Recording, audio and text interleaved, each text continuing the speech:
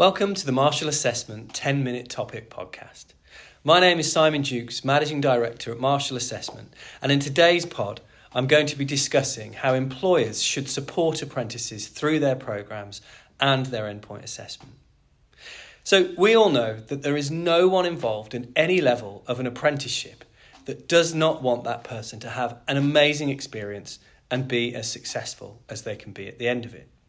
So, that being said, and hopefully you all agree, you can only influence that level of success by being involved and understanding your own role.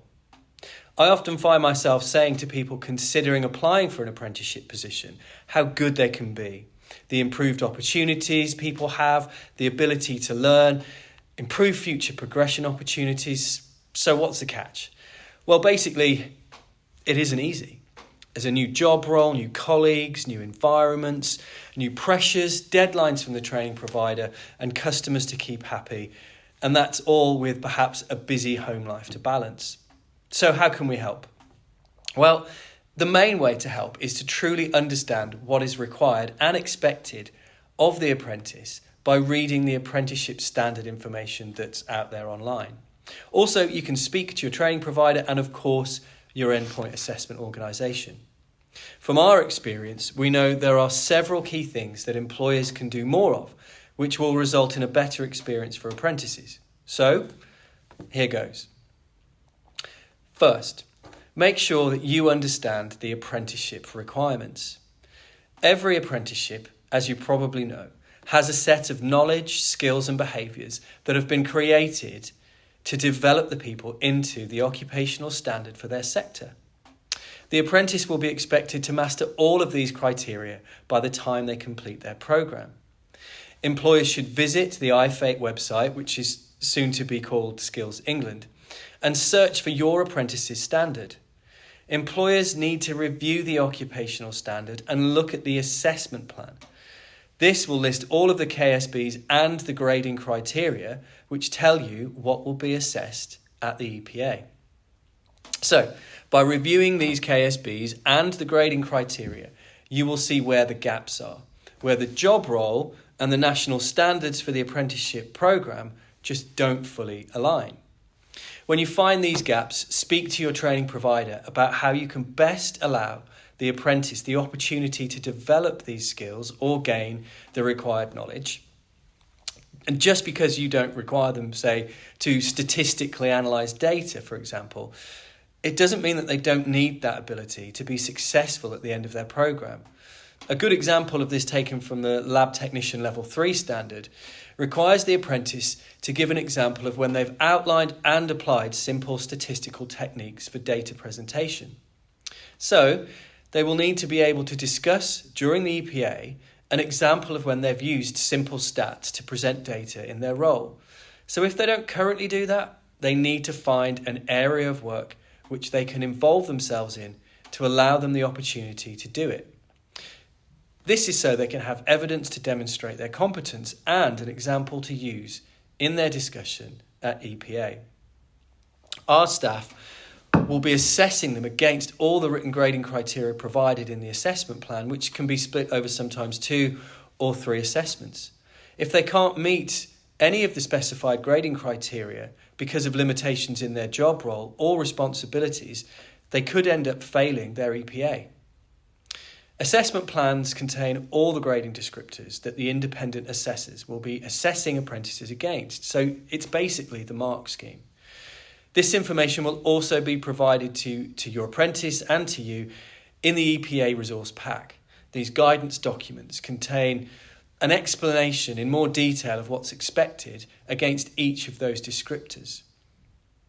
So ensure you read this information and use it to help your apprentice to develop the best scientifically relevant workplace examples for their EPA. This will help towards positive outcomes and not lead to a situation where an apprentice fails, not due to a lack of competence, but due to gaps in the opportunities to meet those requirements because of limitations in their job role. Okay, moving on.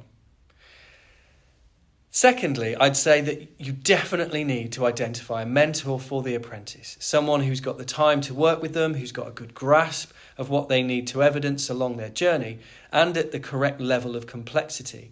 And now that's particularly important when the programme requires an apprentice to deliver a project for their organisation. Higher level apprenticeships, these often come with a BSc or a master's project. And while these support those academic programmes, they often do not fully align with the requirements of the apprenticeship programme.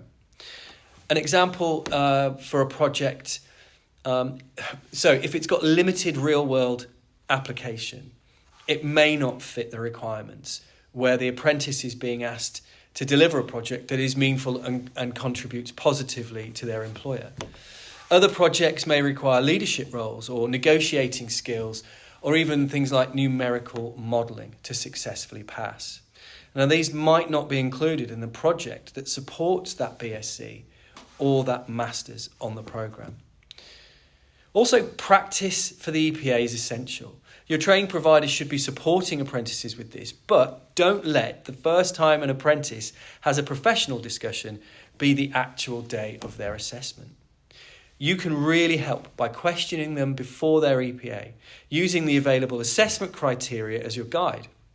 Consider the examples they're using in their answers and the explanation against what's expected in the assessment plan and those guidance documents. Bear in mind things like command verbs. Where a grading descriptor stipulates they should explain something, are they actually explaining it? Or are they just listing things that they've done? Are there better examples that you can think of that they could incorporate into their responses? Challenge them to check that they have the correct depth of knowledge and their examples can stand up to further scrutiny. If the independent assessor were to say things like, tell me a bit more about your involvement with that, or how did that impact your role, or what did you do next? What decisions did you make? Try asking questions based on the areas where the apprentice is perhaps less confident and support them to improve those responses. Okay, thirdly, employers really need to ensure that they understand the rules of endpoint assessment and what it's going to look like on the day of assessment. Sometimes that's over more than one day.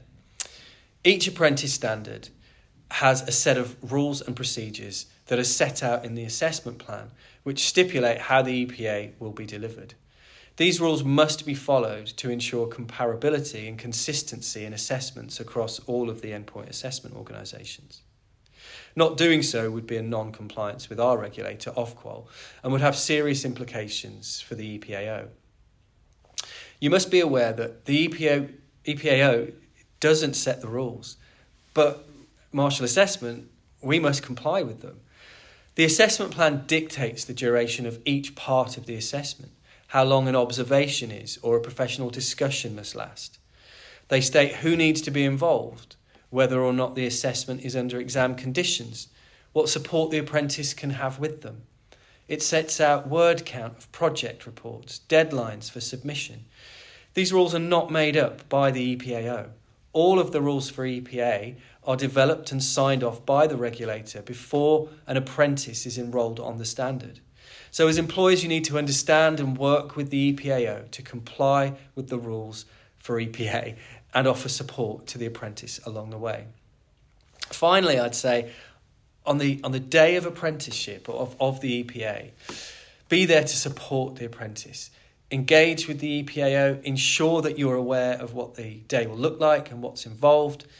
If there's an observation element, for example, ensure that that's communicated to the team in the lab, that they know what's required for the apprentice and that there are, say, sufficient samples for them to process. Or make sure that the timing of the observation fits in with what's been planned for the apprentice to carry out in line with what other people are doing. So ensure the rest of the staff working in the lab are aware of the assessment day. We often also require a quiet room where the apprentice won't be disturbed. You can help by supporting the apprentice with the planning, logistics of the day itself, so that they have every opportunity to do well. We absolutely appreciate that some apprentices will be extremely nervous. Assessors do their best to put apprentices at ease, but don't underestimate the benefit of a smiling and supportive colleague on that day. So in summary, support the apprentice by understanding the requirements of the apprenticeship standard and by reviewing and understanding the knowledge, skills and behaviours so that you can identify those gaps. Make sure the work they are doing aligns with the requirements of the standard, especially where there's a project to complete for their endpoint assessment. Understand the rules of the endpoint assessment, talk to the EPAO, read the guidance documents provided to your apprentices. Be supportive, help them to prepare for their EPA and improve their chances of a great outcome on that day. So that's it. An overview of what engaged employers can do to ensure outstanding outcomes for your apprentices. From me and everyone at Marshall Assessment, thanks for watching.